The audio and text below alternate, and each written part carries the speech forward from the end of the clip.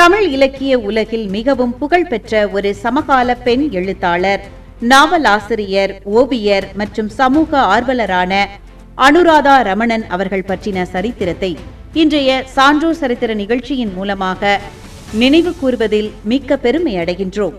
30 ஆண்டுகளுக்கும் மேலான தனது எழுத்து பயணத்தில் குடும்ப உறவுகள் மற்றும் சமூக பிரச்சனைகளை மையமாக கொண்டு 800க்கும் மேற்பட்ட நாவல்களையும் 1200க்கும் அதிகமான சிறுகதைகளையும் எழுதியுள்ளார் அனுராதா ரமணன் அவர்கள்.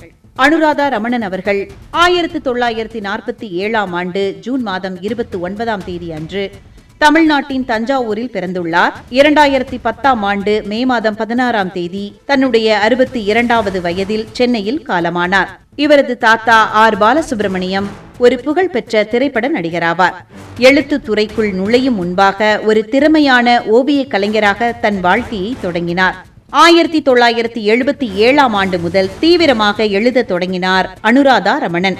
அனுராதா, அனு, வசந்திராஜன் போன்ற புனை பெயர்களில் எழுதியுள்ளார். நடுத்தர குடும்பங்களின் வாழ்வியல், பெண்களின் மன போராட்டங்கள், குடும்ப நல ஆலோசனைகள் மற்றும் சமகால சமூக சிக்கல்களை தனது கதைகளில் எளிய நடையில் விவரித்தார். இவருடைய முக்கிய நாவல்கள் என்று பார்த்தால் முள்ளோடு ஒரு ரோஜா, சொந்தமென நீ இருந்தால், மௌன கனவு, கூட்டு குடித்தனம் மற்றும் ஆகாய தொட்டில் போன்றவை வாசகர்களிடம் பெரும் வரவேற்பை பெற்றவை. பாசமலர் இதழின் ஆசிரியராக பணியாற்றியதுடன் தினமலர், வாரமலர் இதழில் அணுவுடன் அந்தரங்கம் என்ற வாசகர்களின் குடும்ப பிரச்சனைகளுக்கான தீர்வு வழங்கும் புகழ்பெற்ற கட்டுரை தொடரையும் நீண்ட காலம் எழுதினார். இவரது பல கதைகள் திரைப்படங்களாகவும் சின்னத்திரை தொடர்களாகவும் வடிவம் பெற்றுள்ளது. ஆனந்த விகடன் பொன்விழா சிறுகதை போட்டியில் தங்கப்பதக்கம் வென்ற இவரது சிறை என்ற சிறுகதை பின்னர் தமிழில் சிறை என்ற பெயரிலும், தெலுங்கில் 5 நந்தி விருதுகளை பெற்ற ஒகபாரிய கத என்ற பெயரிலும் திரைப்படமாக எடுக்கப்பட்டது. கே. பாலச்சந்தர் இயக்கத்தில் வெளியான ஒரு வீடு இருவாசல் திரைப்படம் மற்ற சமூக பிரச்சனைகளுக்கான சிறந்த படத்திற்கான தேசிய திரைப்பட விருதை பெற்றுள்ளது. இவரது கதைகள் தூர்தர்ஷன் மற்றும் பிற தனியார் தொலைக்காட்சிகளில் தொடர்களாக ஒளிபரப்பப்பட்டு பெரும் வெற்றி பெற்றன. அனுராதா ரமணன் அவர்கள் ஏராளமான விருதுகளை வாங்கியுள்ளார். ஆனந்த விகடன் இதழின் சிறந்த சிறுகதைக்கான தங்கப்பதக்கம் விருதை வாங்கியுள்ளார். அன்றைய தமிழக முதல்வர் எம்ஜிஆரிடம் இருந்து தங்கப்பதக்கம் பெற்றுள்ளார். தெலுங்கு திரைப்பட பங்களிப்பிற்காக ஆந்திர அரசின் புகழ்பெற்ற நந்தி விருதை பெற்றுள்ளார்.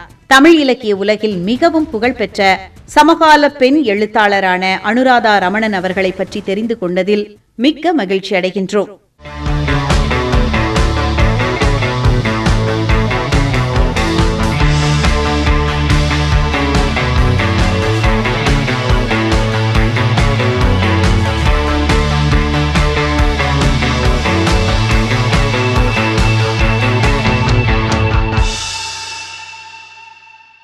இந்திய விடுதலை போராட்ட வீரர், சிறந்த வழக்கறிஞர் மற்றும் ஒடுக்கப்பட்ட மக்களின் உரிமைக்காக போராடிய சமூக சீர்திருத்தவாதியான மதுரை ஆ. வைத்தியநாத ஐயரின் சரித்திரத்தை இன்றைய சான்றோர் சரித்திர நிகழ்ச்சியில் நினைவு கூறுவதில் மிக்க பெருமை அடைகின்றோம்.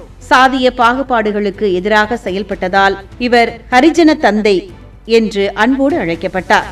மதுரை வைத்தியநாத ஐயர் அவர்கள் 1890ஆம் ஆண்டு மே மாதம் 16ஆம் தேதி தஞ்சாவூர் மாவட்டம் விஷ்ணம்பேட்டையில் பிறந்தார்.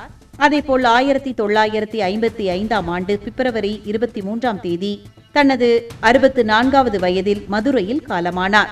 மதுரை சேதுபதி உயர்நிலைப் பள்ளியில் பள்ளி படிப்பை முடித்து தங்கப்பதக்கம் வென்றார். சென்னை மாநில கல்லூரியில் BA பட்டம் பெற்ற பின் வழக்கறிஞராக பணியாற்றினார். இந்திய சமூக சீர்திருத்த வரலாற்றில் மிக முக்கியமான மைல்கல்லாக இவரது ஆலய நுழைவு போராட்டம் கருதப்பட்டது. 1939ஆம் ஆண்டு ஜூலை 8ஆம் தேதி அன்று கடுமையான சனாதன எதிர்ப்புகளையும் மீறி பட்டியலின மக்கள் மற்றும் நாடார் சமூகத்தை சேர்ந்தவர்களை மதுரை மீனாட்சி அம்மன் கோவிலுக்குள் அழைத்து சென்று வரலாற்று சாதனை படைத்தார். இந்த இயக்கத்திற்கு தமிழ்நாடு ஹரிஜன சேவ சங்கத்தின் தலைவராக இவரும், கோவில் அறங்காவலர் குழு தலைவர் RS நாயுடு மற்றும் பசுமலை கக்கன் ஆகியோர் உற்று துணையாக இருந்தனர். பசுமொன் முத்துராமலிங்க தேவர் இப்போராட்டத்திற்கு பாதுகாப்பு அரணாக விளங்கினார். இப்போராட்டத்தின் வெற்றியை தொடர்ந்து அப்போதைய சென்னை மாகாண பிரதமர் ராஜாஜி ஆலய பிரவேச சட்டத்தை கொண்டு வந்தார். மகாத்மா காந்தியின் கொள்கைகளால் ஈர்க்கப்பட்ட வேதாரண்யம் உப்பு சத்தியாகிரகம், சட்ட மறுப்பு இயக்கம் மற்றும் வெள்ளையனே வெளியேறு இயக்கம் ஆகியவற்றில் பங்கேற்று பல முறை சிறை சென்றார். 1946 முதல் 1951 வரை மேலூர் தொகுதியின் சட்டமன்ற உறுப்பினராக மக்களுக்காக பணியாற்றினார். மேலூர் பகுதியில் கடுமையான வறட்சி ஏற்பட்ட போது தேக்கடி அணையில் இருந்து பெரிய ராட்சத பம்புகள் மூலம் வைகை ஆற்றுக்கு தண்ணீரை கொண்டு வந்து ஆயிரக்கணக்கான ஏக்கர் விவசாய பயிர்களையும் கால்நடைகளையும் காப்பாற்றினார். ஒடுக்கப்பட்ட மக்களின் சமத்துவத்திற்காக பாடுபட்ட இவரது தியாகத்தை போற்றும் வகையில் இந்திய அரசு 1999 ஆண்டு இவரது உருவம் பொறித்த அஞ்சல் தலையை வெளியிட்டு சிறப்பித்தது.